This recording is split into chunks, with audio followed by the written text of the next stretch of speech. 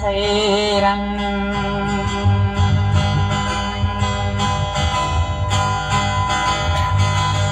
nauna walay ay numamadi ayo pero kung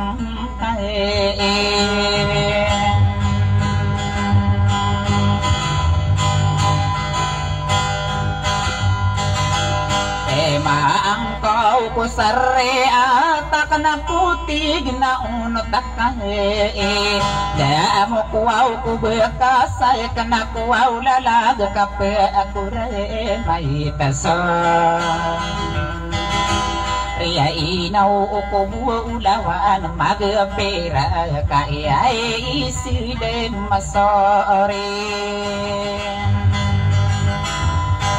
Enay eno ko inta na magumbayan na kapatuman tayo lasing Kaitan na kainaw mendelo mabiyay maangod pay Yaw nga anak ko umira palagawa na kami ay iturugan na saya Ay di ilibay tayo norumpo nga nakatuos sa may isang O may hindi igakiya siya'y naruban to awga ka ay papendi may engin Epay ang katakin ni darupang katanok kele mude na sa tao kami aray-etayam Ay ako ay dupay nun diyunga nasabi at kaya ewahin namin Pinoombo kaigira mi pengkataan supaya ang saya dia Era na dikelimbangin wow ka asala pesa Ya nan soto omingan de ko se ma na mi ai ya kaitinda Ati ay imbang sa kararang kumadila ko buwaw milampay nga Naonan nakainaw ko na dato suwaw papamili magakam Siya hindi inasiba pa hindi barakay tayo isa-isam Andi ay gana di lang kainaw ka asala peram Payatan sa pamilya yatampugaw kaya inuay itay Ano di ay di daw sa gusara ala adibing ka Gapi katana magedila umurya tau gego O yay nan nakakagiye ko paganay ini dia pangengam Deto na burupa sabayanan si mae ang ude pam Ayo man na batada nagkaruang sa kapagkilang alalalan wupay ga Kaya ko kapupugali na sa rupa kuway sa laytandam Ay yan nakabuo niya na panuguni so pamilidego Oh yeah, nada unto oleh sangara nakayapi keron Ayan na pamili ay daguyunan na swaw kiyenega Ako auron na mangaw de papayungan na be pamana de imam Paro ay di au pagari ko au apu au urungin kay ma Aganta ang ilaming kapuaw panadama ang uda sa bembera nakabapiyay apay na ang ganaan ay diudeto maray na si iba pa ay idim lalakay tanga magadi nakasay ranong nanay man amangude papayungan nala toduwe kan mau si menama agiyay nang kade nabay dan pengkedang araw dua say de daw kabugatan sabe kaya way nami Dom awaka tanah magadi denau ayapel kairam ano au no anai de dumuna ali apa milai are Gairo asalam ya una solo tahen sayatin Yung ko panagu niya panugu di alay di painundin Eyo aungan sa bakaya wana minum bau nami ikrenyi tawin Taubu na pekalambu sa ada patamay buken iludang Aw ba ala diseng tara labi sa ididiyaw mag-engam Dato waton na ya pindari ya lae di painundin Eyo aungan sa bakaya wana minum buwasaw pameileya Kaida bamuriya tau dumatau apamiliya etam Ampugo kaaya piyay tiru iya nanalae di painundin Eyo aungan sa arakay tadiya si penatao betayin Na antang si manguda papayo nga nakabayan na rin may akon Ako awong pasay dubay imalingay ni mga aungay Naiyan na di ibu matatariti kami ay iyari at iyan Kaya ako wasulala matad aram pisagera-gera na mapakay ayaw uli Bahay ini inamawitaw katadami ay kabedenarang kalapon Taaki na ekasay rampong iyan na pagigagintong Wala salitingan di tanah yun namang ode pagpapan Ayaw na ako na rayong puwaw ko kay pangginay ewan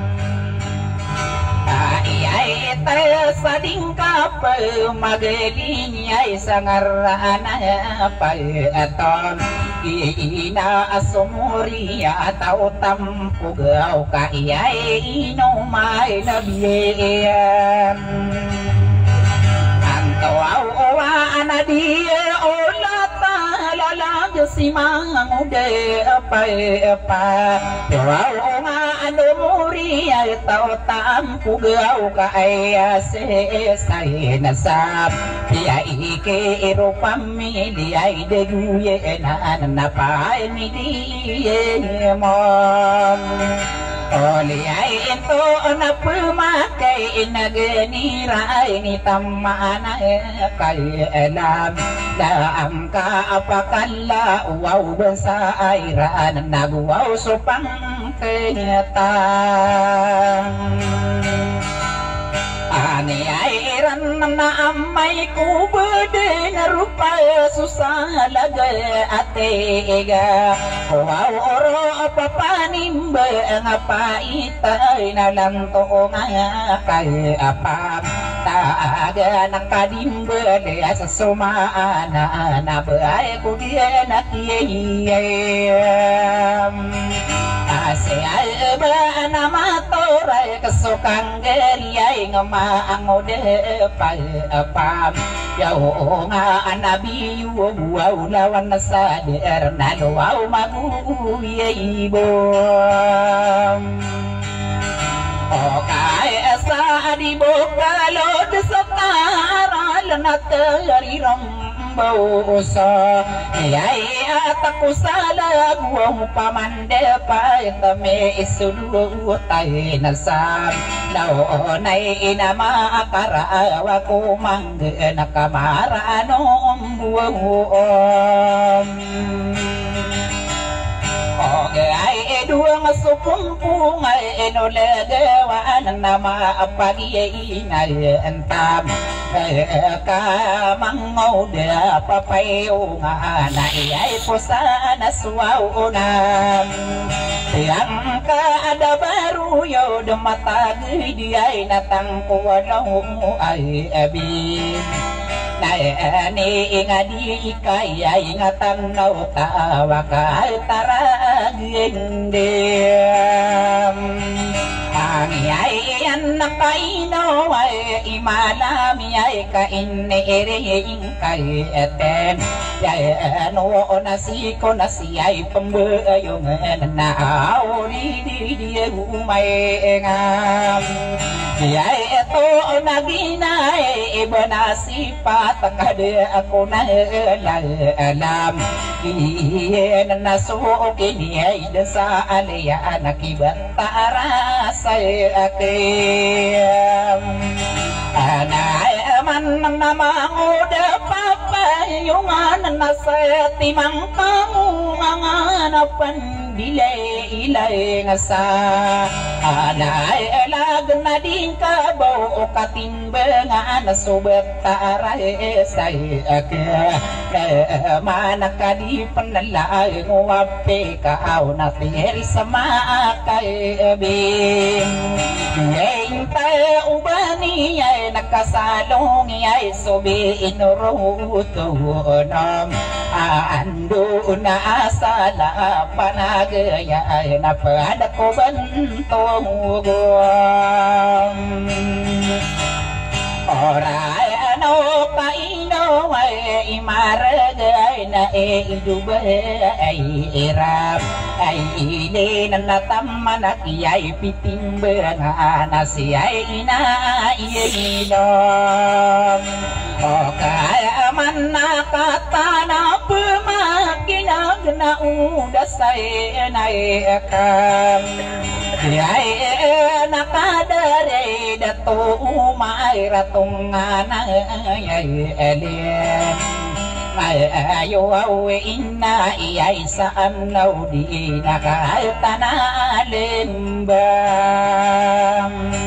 asiyay iran nakainaw ay imalami ay kasuopapanam daang po kilanto nga kapatag ng nabaan yan din nalim ay igwi sa mawata na panubo na kaumso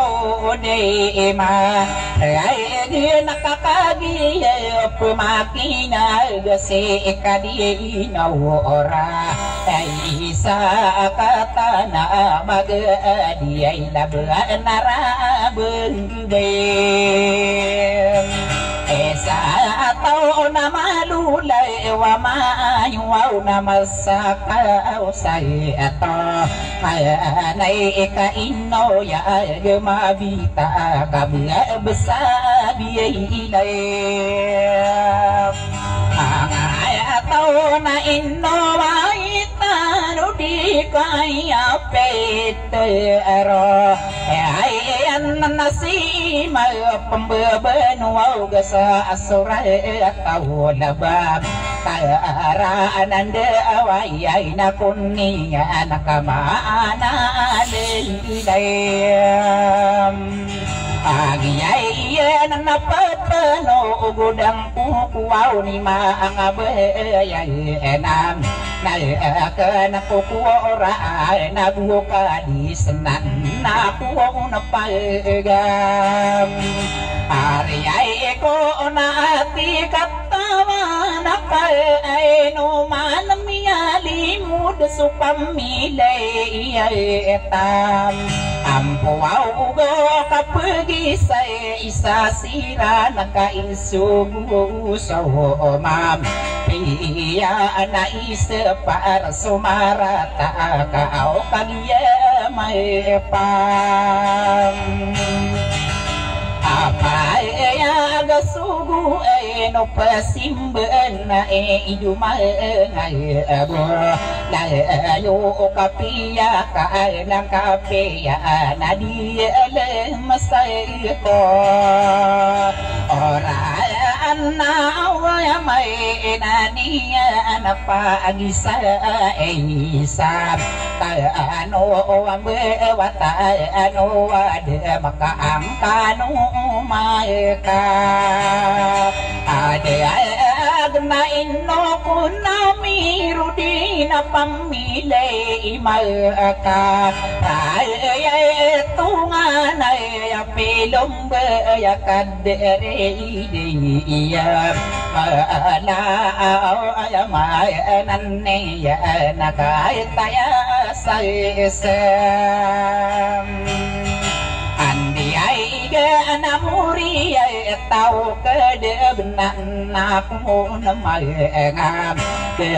to na ko wow gaganda ay saray sama agidem ay ede na debu may sampurna ko patumang kadam niya iya nakabuo niya na panutuna akay darwo kumpa kaya ako nakakagiyay mapapayag ay daw pa siya imbe anat iya iguniyay papayo nga nasaki at arwawam iya nasakadaro kumpaya ko manamiya ay aday nasam Ola angit na nakaw na papayo nga na namareg paman na anabang kapwa penugu di ayaw paganay kay apem Angay ede ano kadunay na dapuyag kaguunay ikaw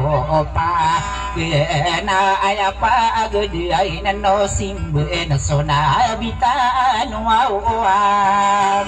ay ada manapiya kalang kapiya na kulang ay mayala iyay katamagde na sa kalipay kuwan na makaalam kapan nakaana paaraman na ay namaanguda pay Yuwaungan nakainaw ay imarega nakamaagiri nga saom na maasimangud papayo nga nakangga natakapetem alim naya kay eragania namo nga pungay isang tiya inde aga ay dia gato na mapamili ay tadi mo hayam ay mi nakatana pemakina ay ang tawam ta anda anatan wow dingka pemana mudalilim Embainan nagusa kamagluyan kasimana sa ipa Yuwangan naya ko penambugay ni mga bayanan Niya iyan naguniyan na rin karaakay daro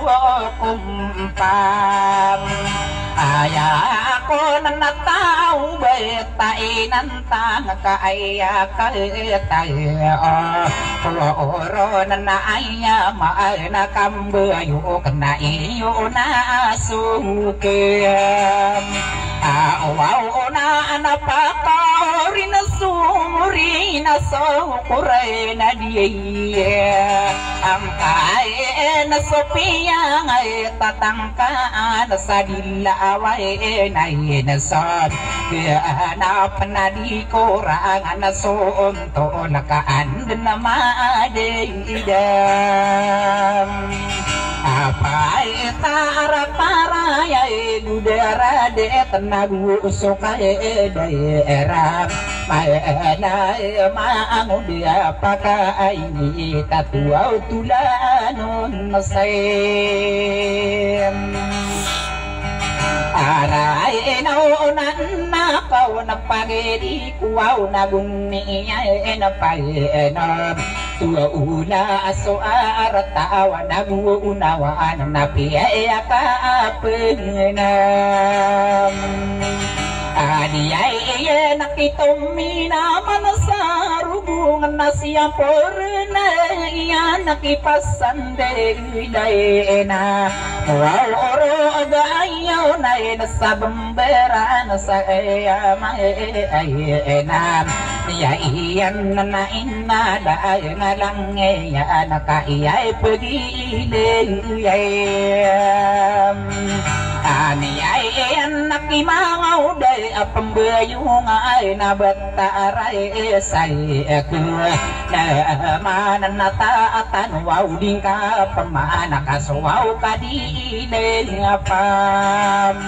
Ati ay iyan nakamalo apan na si kanani ka sila'y nauba Ay sa lalanaw sali sila ang luyay na inom Siya ang paadadeleg ay no pasala nakaaniyo kay etong Kayawe amuri ay ito tampugaw sa piya kay gayanam Kaya iyo ay jadiyaw mga detawaw ko palta detusan Ay ewa alam mo namin timbang ako patamambusa Ay inaw kabudi benaramang buwaw ase pasandalan Pamaana ayaw na nasa bumbaran na piyayang arumam Ani ay yan nasusang ganiyay na yan nasirig sa para paetayana Diyan manakagian dari diyan na diyay maampaw ka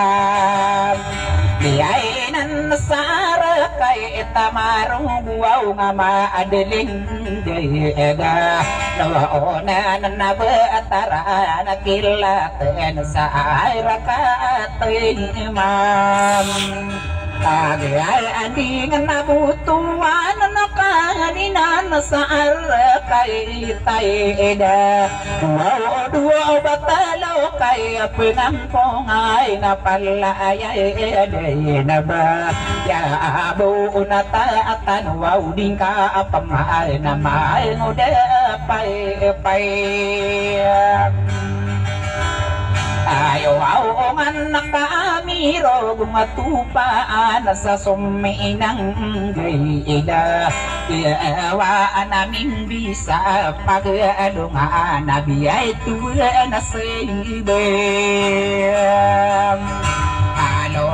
iye na so pamanasuban tugano di maampaw ka Biyay na namuna na bansay minirigay isa na nga anasalo uraw tay namuwaw na bantuwaw ugom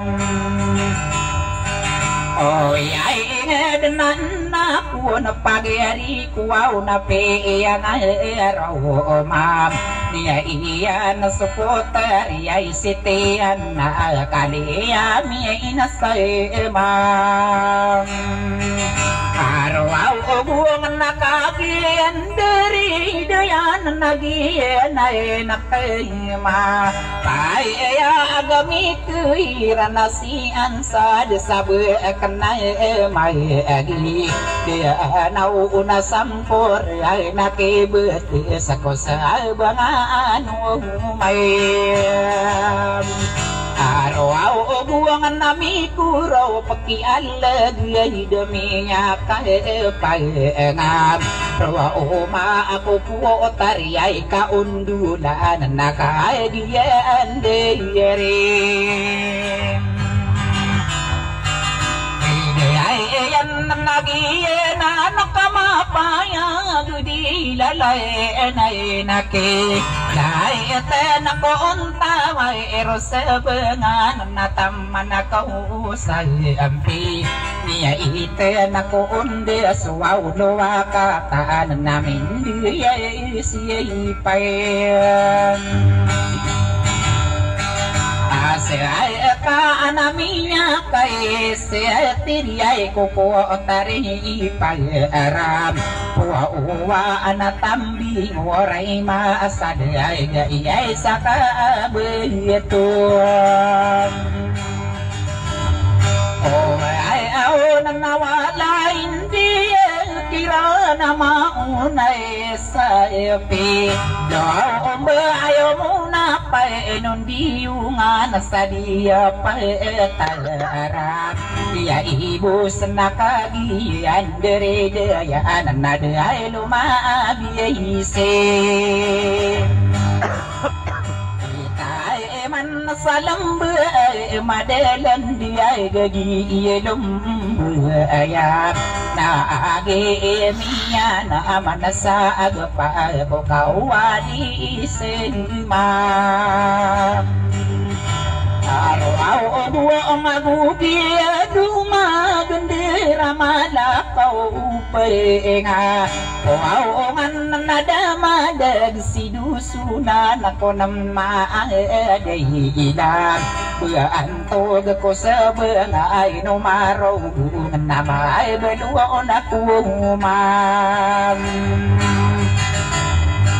Atay enog ako sidupay nauna yan sa diyang kay ay abot Tiya ibig namin